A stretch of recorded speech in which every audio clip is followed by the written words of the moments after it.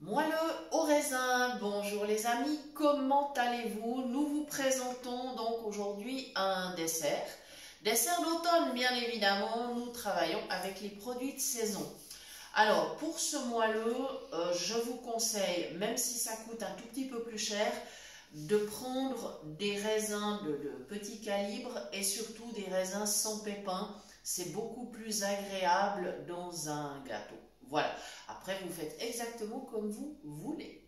Voilà, il en faudra 200 grammes. Voilà, donc je les ai lavés.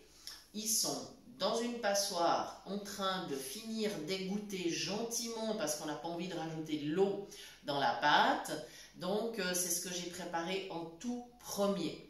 Maintenant, dans mon saladier, il y a 80 g de beurre, une pincée de sel, 80 g de sucre et déjà un petit peu d'arôme de citron. Alors, vous pouvez mettre un zeste si vous souhaitez.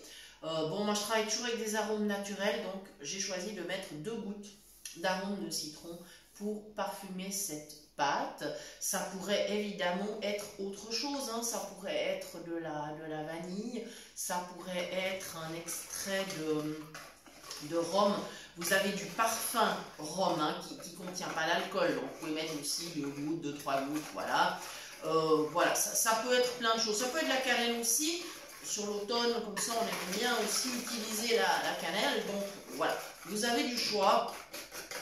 On va y aller tranquillement. Donc on va essayer déjà de faire mousser ce mélange. Voilà, le beurre a ramolli un petit peu à température ambiante. Voilà, si on est pressé, on peut juste le mettre quelques secondes dans le micro-ondes. Si on n'a pas de micro-ondes, c'est pas un problème. On laisse juste ramollir un petit moment, c'est pas un souci. Voilà, on sort le beurre en premier pendant qu'on prépare les autres ingrédients. Et voilà, pas de problème. Voilà, je continue de mélanger pour que ça mousse. Voilà, je profite de vous remercier, de souhaiter la bienvenue aux nouveaux abonnés, de remercier tout le monde de nous être vraiment fidèles sur cette chaîne. Merci infiniment pour tous vos messages. Je vous informe également que la rédaction donc, du nouveau livre de cuisine a commencé. Nous avons déjà reçu quelques recettes sur notre adresse donc cuisinepratique@mail.ch et si vous souhaitez, vous pouvez nous en envoyer. On sera ravis de publier vos recettes. Alors pour publier vos recettes, il faut simplement nous envoyer par mail. Vous mettez donc le nom de la recette, proposé par, si vous souhaitez que l'on publie votre nom ou votre pseudo, ensuite les ingrédients, ensuite la préparation. Voilà, donc ça c'est la marche à suivre si vous voulez nous envoyer une recette. Voilà. Et c'est vrai que dans le groupe WhatsApp Phoenix Cuisine Pratique, on en parle bien effectivement de ces recettes, on en partage beaucoup. Et c'est vrai qu'on espère, ma foi, qu'un maximum de ces recettes pourront être publiées dans le livre. Voilà. Là, du coup, avec mon beurre, mon sucre, j'ai une espèce de mousse. Hein. On sent que ça commence à mousser, que ça devient vraiment onctueux. Et c'est ça l'objectif, hein, pour bien démarrer la pâte. Voilà. Yes. Maintenant, on va rajouter les œufs.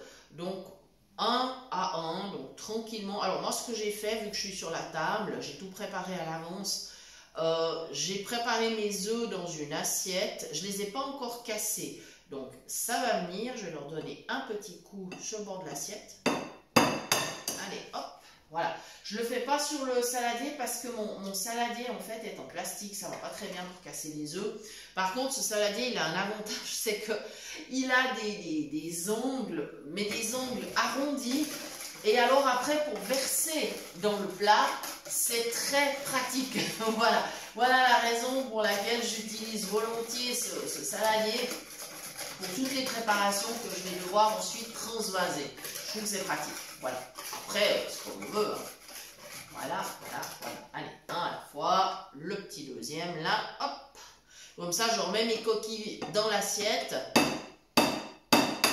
j'aurai plus qu'à les jeter après. Voilà. Et comme ça, je ne salis pas trop ma table. On essaye de travailler le plus proprement possible. Voilà. Voilà, j'aime aussi bien ce saladier parce qu'il est assez profond. Et justement, ça m'évite que mes ingrédients commencent à gicler partout. Voilà. Hop. Le deuxième. Voilà. Il y a 3 œufs hein, dans la recette. D'accord? 3 œufs. Je vous récapitulerai tous les ingrédients tout à l'heure. Voilà.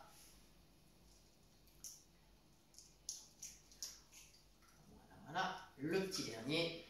C'est parfait. Hop. Et voilà.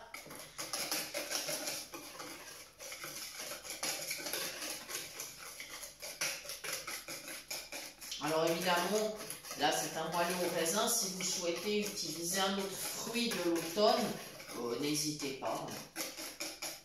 Ou même vous pouvez le préparer en d'autres saisons. Voilà.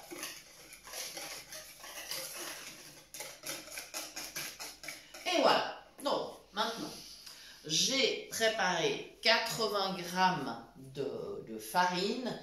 Alors, vous pouvez utiliser bien sûr de la farine sans gluten ou par exemple de la farine de maïs qui n'en contient pas, de la maïzena aussi, enfin, etc.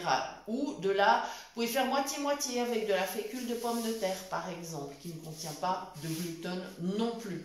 Alors, moi ce que j'ai fait, petite astuce, j'ai directement ajouté mon bicarbonate donc, qui va servir à faire lever ma pâte.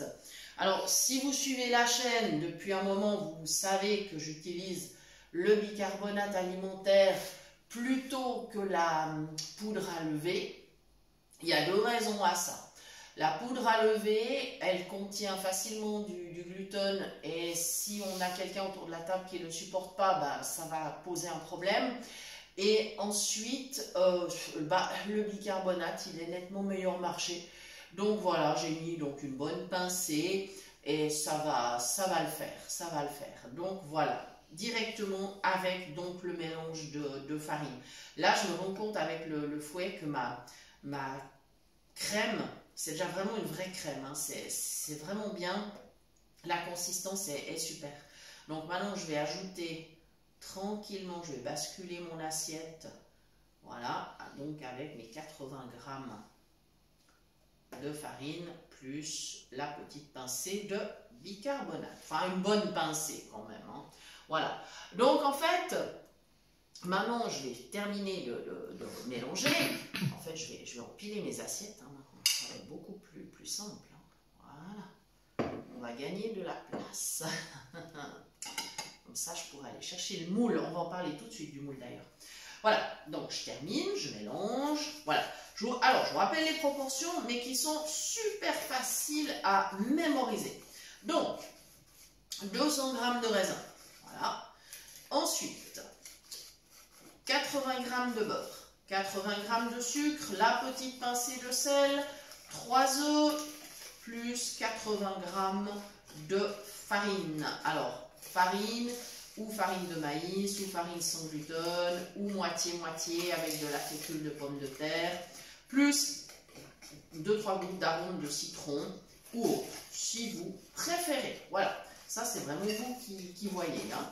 Voilà, ma pâte, eh ben, je vous garantis, elle est très belle. Voilà, alors, comme d'habitude, je fais à la main. Je ne suis pas très robot, moi, c'est vraiment... les robots de cuisine, c'est pas mon truc. J'aime bien travailler à l'ancienne. Alors oui, j'ai un mixeur plongeant puis un blender, mais vraiment, j'aime travailler à la main. Parce que je trouve qu'on se rend bien mieux compte de la consistance. Voilà, ça y est. Là, on y est. On a une belle pâte qui est bien lisse. J'ai une belle farine de qualité que je prends chez mon boulanger.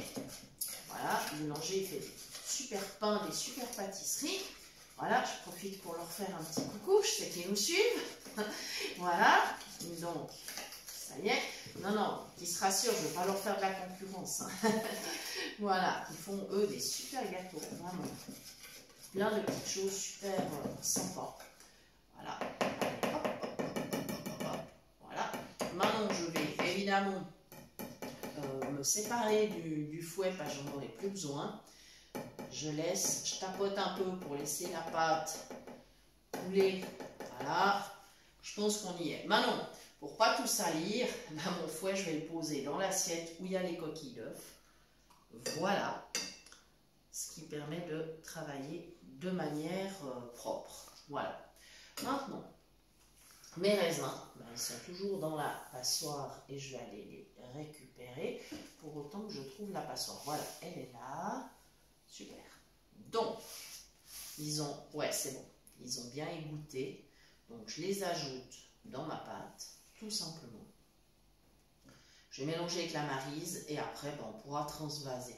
La cuisson, alors, utilisez un moule, mais plutôt un moule ou rond ou rectangulaire. Vous pouvez utiliser un moule à charnière, mais pas trop grand, un moule genre 18 cm, 18 ou 20. Sinon, un moule rectangulaire, anti-adhésif, pas trop grand non plus. Parce que ce n'est pas un très grand gâteau. Vous pouvez doubler les proportions si vous voulez vraiment qu'il soit plus grand. Par contre, je vous déconseille vraiment de le cuire dans un moule à cake parce que qu'est-ce qui va se passer? Le raisin, c'est quand même vite assez lourd. Vous retrouveriez tous vos raisins au fond. Évidemment, la pâte dessus et ça ne serait pas du tout optimal. Donc, ne le cuisez pas dans un moule à cake. Préférez vraiment un plat. Voilà, ça sera beaucoup plus simple et facile. Alors, ma maryse, elle est là, voilà. Donc, il me reste juste maintenant à donner quelques tout petits tours, voilà. Et je pourrai transvaser ma pâte très facilement puisque j'ai mon saladier avec des ongles arrondis. Je pourrai la transvaser facilement. Donc, 180 degrés pour le four pendant... Alors, ça cuira moins longtemps qu'un cake traditionnel puisque forcément le moule...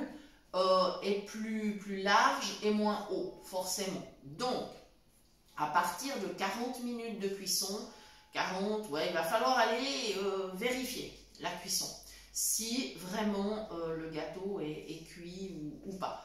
Voilà, donc pour accompagner, on peut, si on souhaite, on peut mettre une petite boule de glace, de la crème, simplement de la crème fraîche ou un peu de chantilly si on est pressé, si on n'a pas le temps.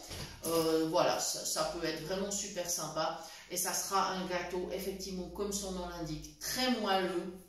Et vraiment une pâte qui est très gourmande. Voilà, donc j'espère que la recette vous plaira. N'hésitez pas à nous dire quelle variante vous avez apportée au niveau des goûts, avec quoi vous l'avez accompagné, quels fruits vous avez utilisés.